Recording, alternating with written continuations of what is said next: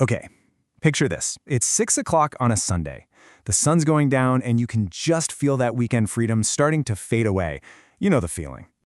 Right? That easygoing, fun version of you from Saturday morning suddenly feels like a million miles away.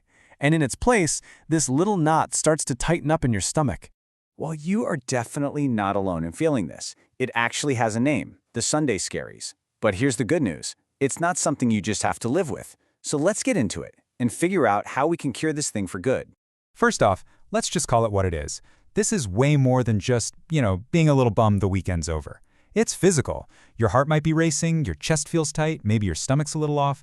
This is a real physical response. And trust me, millions of us go through it every single week.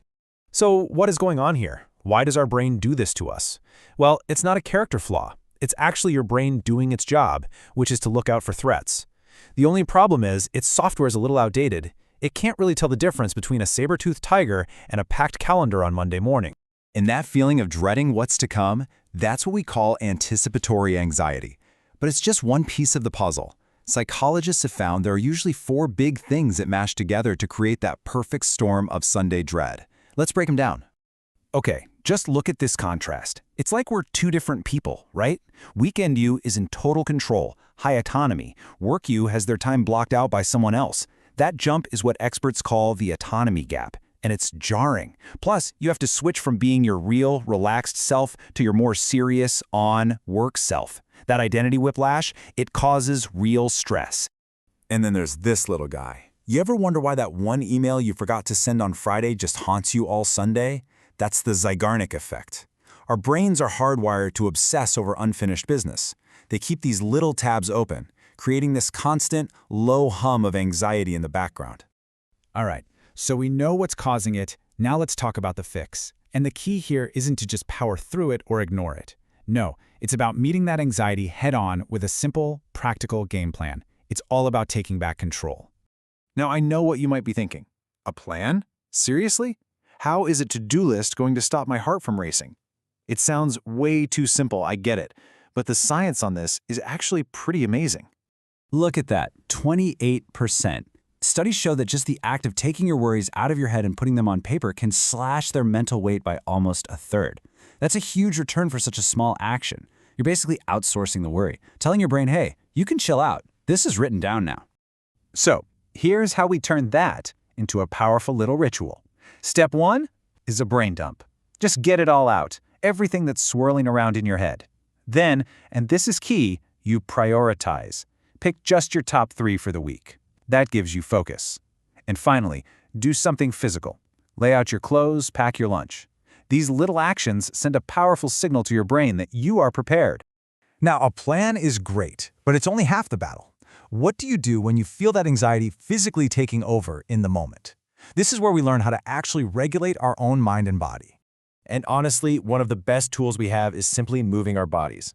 A 30-minute walk isn't just a distraction. It literally helps your body process stress hormones like cortisol and then rewards you with endorphins. I mean, the impact is immediate. It can cut anxiety by nearly half. And here is a superpower you can use anywhere, anytime. It's called 4-7-8 breathing. See, when we're anxious, our breathing gets all short and shallow.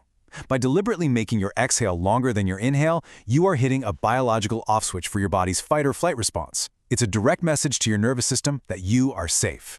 And finally, you've got to protect your space. After 7 p.m. on Sunday, your mission is to reduce incoming stress. That means no work emails, no scrolling through bad news, no comparing your life to others on social media. You're creating a sanctuary that signals to your entire system that it's time to rest, not to worry. So when you start to combine these things, the practical planning with the mind and body regulation, something really cool starts to happen. Sunday stops feeling like an ending. It stops being a day of dread. It actually transforms into a launch pad for the week ahead.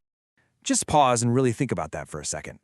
This isn't just some nice idea, it's totally possible. Imagine a Sunday evening that actually feels calm. And then imagine waking up on Monday feeling focused and ready instead of scattered and already tired. So here's your challenge. Don't wait until next weekend. I want you to start tonight. Just take a quick 10-minute walk. Do 5 rounds of that breathing exercise. Write down just 3 things for tomorrow. And then, this one's important, close all your work apps. You can do all of this in the next 15 minutes. Because look, when you put these tools into practice, you're not just getting rid of some anxiety. You are literally getting back a whole day of your life every single week. So the real question isn't about how to just survive Monday anymore. It's what will you do with your reclaimed Sunday?